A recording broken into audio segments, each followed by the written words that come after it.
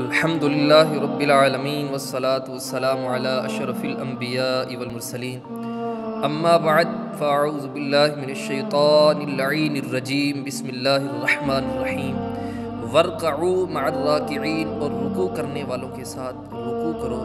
یہاں رکوع سے مراد نماز ہے، یعنی جماعت کے ساتھ نماز پڑھنے والوں کے ساتھ نماز پڑھو۔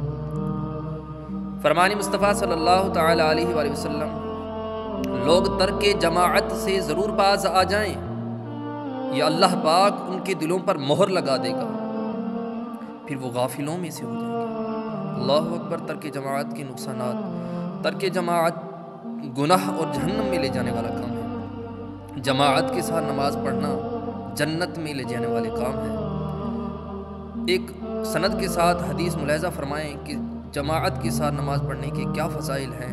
فجر اور عشاء کی نماز جماعت کے ساتھ پڑھنے کے فضائل کے حوالے سے سند کے ساتھ روایت ملاحظہ فرمائیں۔ ابو حنیفہ عن عطاء عن ابن عباس رضی اللہ تعالی عنہما قال قال رسول اللہ صلی اللہ تعالی علیہ وسلم، من شہد الفجر والعشاء فی جماعت کانت له براءۃ من النفاق و براءۃ من الشرک۔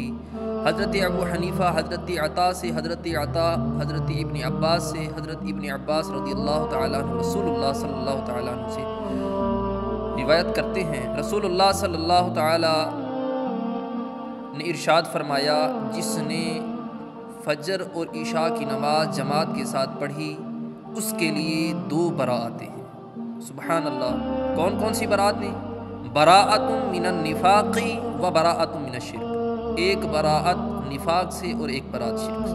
سبحان اللہ۔ یہ تو فجر کی نماز جماعت کے ساتھ پڑھنے کے فضائل